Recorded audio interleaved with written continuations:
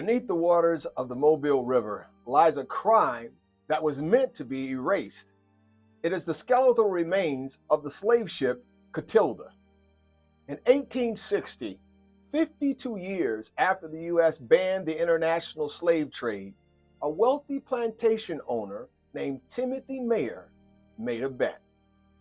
He wagered he could smuggle a cargo of Africans into the country right under the nose of the federal government. This is the backstory of the last slave ship in America. I'm Jay Packer, and your next destination is my hometown, Mobile, Alabama.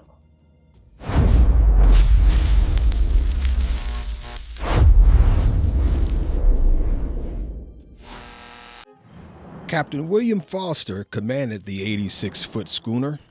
In Africa, he purchased 110 men, women, and children for $9,000. On the return journey, these people were stripped of their clothes and dignity, held in a dark hole for 45 days. To hide the evidence of their capital crime, punishable by death at the time, Foster transferred the captives to a riverboat and set the Clotilda ablaze. The ship sank, but the crime lived on in the bodies of the enslaved. For years, the Clotilda survivors worked as slaves. When the 13th Amendment finally brought freedom in 1865, they had nothing. Denied passage home to Africa, they pooled their meager earnings to buy land from their former enslaved, the Meahers. The monetary rewards were staggering. In 1860, a prime field hand was worth roughly $2,000, the equivalent of $70,000 today.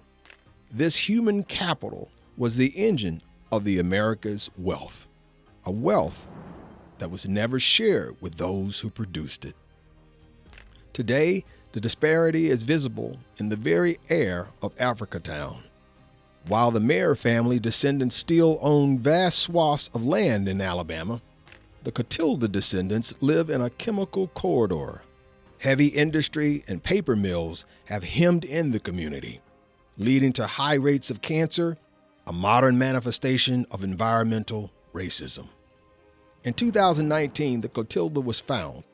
It proved that the oral histories were true, but for many, the ship is not a relic. It is a receipt for a debt that has never been repaid. The wealth gap between Black and white Americans today, a ratio of roughly 1 to 10, began in the holds of ships like the Clotilda. The Clotilda is a ghost that refuses to be silent. It reminds us that history isn't just about what happened, it's about who profited and who's still paying the price. Clotilda, backstory by the numbers. By 1860, roughly 4 million enslaved people in the U.S. were worth an estimated $3 billion. This was the single largest financial asset in the entire American economy, exceeding the value of all railroads and factories combined. Backstory 2, wealth extraction.